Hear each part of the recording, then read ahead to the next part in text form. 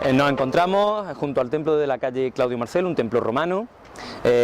que se empezó a excavar desde el punto de vista científico a mediados del siglo pasado, el siglo XX, los años 50, por parte de don Samuel de los Santos Gener, el director entonces del Museo Arqueológico de Córdoba, en colaboración con el arquitecto Félix Hernández, aunque el hallazgo de restos monumentales correspondientes a un gran edificio romano, pues se conoce ya desde épocas muy antiguas, ¿no? Desde la Baja Edad Media y sobre todo época moderna, ¿no? Con la construcción de las casas consistoriales del actual ayuntamiento. Ya en el siglo XVI esta zona está constatado que se conocía por la población como los marmolejos, ¿no? Dando a entender la aparición de restos marmóreos importantes de época romana.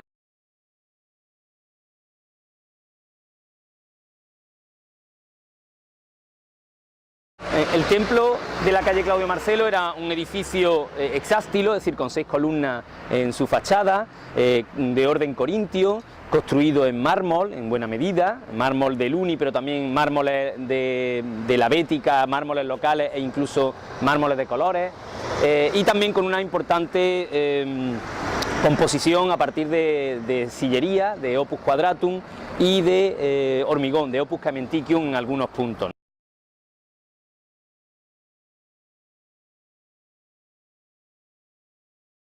El edificio del templo de la calle Claudio Marcelo fue un edificio periférico o excéntrico respecto a la ciudad romana. La muralla es rota, la antigua muralla republicana de la ciudad, y el templo lo que hace es salir, proyectarse hacia afuera respecto a esa línea de muralla, con lo cual tiene una posición completamente periférica, pero muy interesante desde el punto de vista topográfico. Ese edificio presidió una plaza, prácticamente en su centro, una plaza que tenía 3 pórticos, por los lados norte, occidental y meridional, quedando abierto hacia el este, el lado oriental, y también se ha sabido a partir de las investigaciones más recientes de las últimas décadas que el edificio no estuvo exento, sino que parece ser formaba un conjunto con una plaza situada a un nivel más bajo, una plaza que discurriría más o menos por la actual calle Capitulares, y un gran edificio de espectáculos, un circo localizado en la zona del Palacio de Oribe, con lo cual tendríamos un conjunto tripartito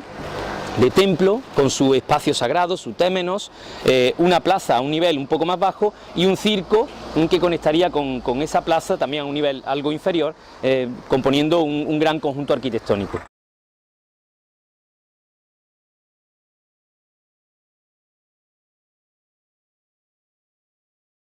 La propia cronología de la construcción, el hecho de encontrarse en un espacio preeminente, la combinación con otros elementos que constituirían ese gran conjunto monumental como una plaza y un circo, todo eso llevó ya desde primera hora, desde la época de García Bellido,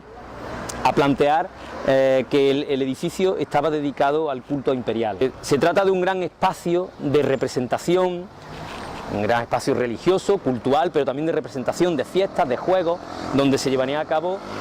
celebraciones, ritos, festividades en conmemoración al emperador o al conjunto de emperadores. El culto imperial se introduce en Roma y en las provincias occidentales, podríamos decir, a finales del siglo I a.C. y más concretamente, fundamentalmente a partir de la muerte de Julio César, y sobre todo la difusión mayor, la extensión máxima, digamos, que va a alcanzar el culto imperial va a ser a partir de época de Augusto.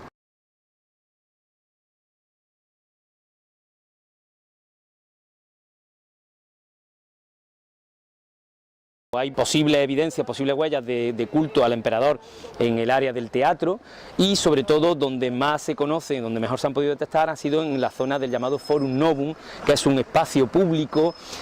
adyacente al antiguo foro colonial, en el pleno centro de la Córdoba actual, en el entorno de la calle Morería,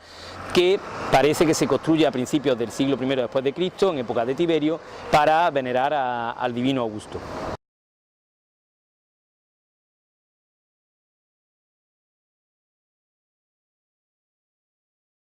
Los últimos testimonios de culto al emperador podríamos llevarlos a muy finales del III, a la época tetrárquica, o principios del siglo IV después de Cristo. A partir de ahí, el culto imperial pues prácticamente puede decirse que desaparece, en gran medida pues porque ya había sufrido una crisis importante en el periodo precedente, y también por el triunfo, el ascenso definitivo del cristianismo, que va a ir acabando no solo con el culto imperial, sino con todos los cultos diferentes